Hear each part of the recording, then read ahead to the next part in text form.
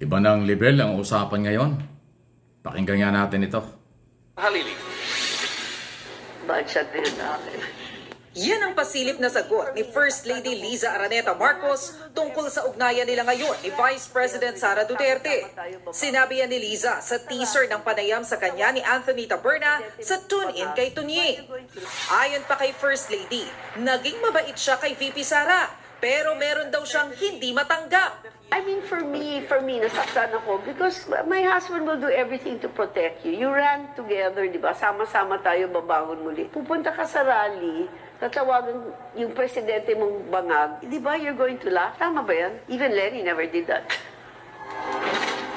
Ang tinutukoy ni First Lady Liza ay ang prayer rally sa Davao City noong January 28 kung saan dumalo sina VP Sara at dating Pangulong Rodrigo Duterte. Doon, pinanata ni Digong si Pangulong Bongbong Marcos at narinig yan ng Vice Presidente.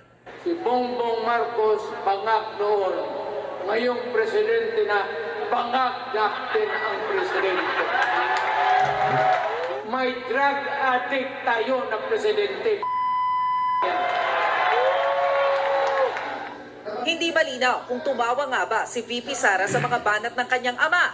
Matapos ang prayer rally na yan, nagkita kinabukasan sina VP Sara at First Lady sa departure ceremony ng Vietnam trip ng mag-asawang Marcos. Kapansin-pansin doon ang pagtamlay ng pakikitungo ni Liza sa bise. Hindi sila nakitang nagbatian kahit magkatabi sila sa upuan. Sa isa pang video, bineso ng First Lady si Executive Secretary Lucas Bersamin at nilagpasan lang si VP Sara na kausap noon ng Pangulo.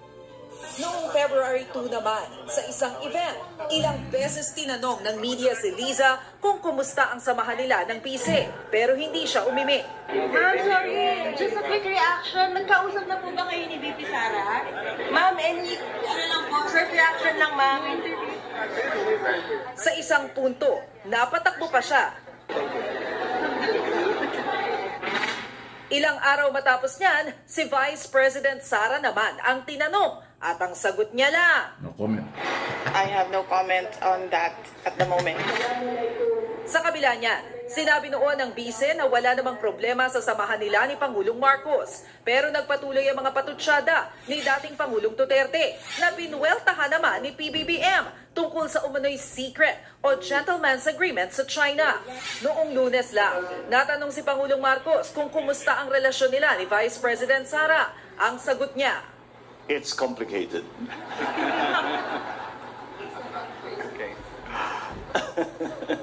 It's complicated. wala namang pahayag pa ang bise sa mga bagong sinabi ni First Lady Liza Araneta Marcos. Nagbabalita mula sa Frontline. Ayan o, thank you sa Channel 5 at mga kapatid natin sa industriya ng malayang pamamahayag. Marami tayong mga kasamahan sa media na nakatutok sa mga isyong ganito. At ako bilang lihitimo ring mamamahayag kasi ako po ay nasa TV, radyo rin sa Channel 4, Channel 13 at Radyo Pilipinas. Kaya mga kasamahan namin sa media yan. Mabuhay ang Channel 5, News 5 at yung iba pang mga news organization, GMA, ABS-CBN at iba pa, hindi yung fake news. Huwag kayong gagaya sa SMNI dahil puro fake news ang ginagawa nila. Kaya nga sila nasara, di ba? Hanggang ngayon may fake news pa rin yan. Pati ako, biktima ng fake news nila. Kung ano mga pinagsasasabi nila sa akin. So, hindi ko na sinasali sila sa grupo ng mamamahayag. Sila ay identify na fake news kaya sila pinasara ng National Telecommunication, ng MTRCB at saka mismo ng Kongreso kapatid yung kailang prangkisa. Itong mga lehitimong media ang atin hong sinusuportahan at kinikilala rito. Pati na rin yung mga lehitimo na mga vlogger nagsasabi ng totoo, hindi yung panlilin lang ang ginagawa. So kayo, ito na yun.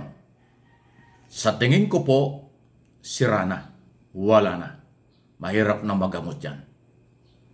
Mahirap nang maibalik ang tiwala at saka po magandang ugnayan ng mga Duterte at ng mga Marcos.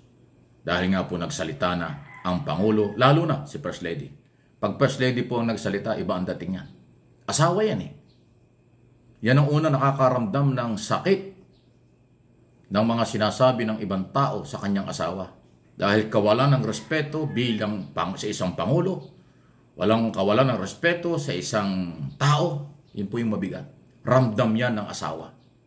Pag ang asawa ay pinersonal, ang unang nasasaktan dyan, yung asawa rin, yung pamilya, yung first family. Sa pribadong buhay man o nasa gobyerno. At dahil dyan, nagsalita na nga ho ang First Lady na budget na sa kanya, si Sara. Ano ibig sabihin nun? Dapat umalis na sa gabinete. Diba? Dapat mag-resign na sa anumang posisyon sa pamahalaan na ni-appoint lang. Iba yung appointed kaysa sa elected. Huwag siya umalis as Vice President. Nasa kanya yon. Kasi elected siya dyan. Pero yung mga posisyon tulad ng Secretary ng DepEd o kaya ano pa mang posisyon niya, Vice Chairman ng National Task Force LCAC o anumang posisyon may hawak pa na niya, abay dapat bitawan na yan. Ipagkaloob niya sa mga taong mayroong 100% na tiwala ang Pangulo, ang pamilyang Marcos, at may tiwala din ang taong bayan. Kasi sa ngayon talagang nababawasan, talagang mawawala ang tiwala ng mga Marcos supporters, Marcos loyalists sa pamilyang Duterte, lalo na kay Vice President Sara. Kasi nga, nasa gobyerno siya until now, pero kahit na, may lingwahe dyan pero salitang kanto, ayaw ko na sabihin. Ayaw na sa kanya. Madali sabi, malinaw yon. Hindi man sinabing tuluyan na as in ayaw na, pero yung pagsasabi ng mga in public, sinabing complicated at saka budget na sa kanya, ayun na yun. Ano pang gusto mo pang sabihin para maramdaman mo ayaw na sa'yo? So, kanya-kanya tayo ng interpretation dyan, paniniwala. Sana hindi masira, sana hindi madamay ang milyon-milyong estudyante na nag-aaral sa ilalim ng Department of Education. Kasi napakahalaga ng magandang asal ng ating kabataan na itinuturo at dapat ituro ng Department of Education sa murang edad. Kabataan mula elementary, grade 1 hanggang high school. Kailangan dyan ay magandang asal, magandang pag-uugali, may respeto sa kapwa, may respeto sa gobyerno, may respeto sa Pangulo, ang dapat na itinuturo dyan ng DepEd. Kung yung mismong pamilya ng sekretary, boss ng DepEd, walang respeto sa Pangulo, nilalait, binabastos ang Pangulo, ano yun? Paano yun ipapaliwanag? Di ba? Trabaho lang po ito. Issue lang ito. Walang personal. Yan naman talaga. Lutang-lalutang naman ang inyong mga batiko sa Pangulo. Pinapaliwanag ko lang na sana'y huwag makaapekto sa kabataan. Kasi ang kabataan ang pag-asa ng bayan. Ang kabataan kaya ginagastusan ng gobyerno, tayong mga Pilipino, 750 billion pesos. Every year ang ginagastos natin mga Pilipino sa DepEd para turuan ng magandang asal at magandang buhay kinabukasan ang kabataan. Baka masapawan niya ng mga masasamang lingwahe, below the belt na mga batikos ng pamilya ng sekretary ng DepEd. Yun po yung napakasamang epekto. Sana naman huwag umabot doon. Pero kayo, pinapaliwanag ko lang, nasa inyo po ang malayang pananaw, paniniwala sa mga isyong ito. Basta huwag kayong aalis sa aking mga channel. Marami tayong binabantayan. Maging vigilant tayo. Sakripisyo, pagmamahal, malasakit sa ating bansa at sa ating mga batas. Sa Mike Abe Opinions at dito sa MA Pinoy TV. Samahan niyo ako at magpapatuloy ang ating suporta sa ating Pangulo.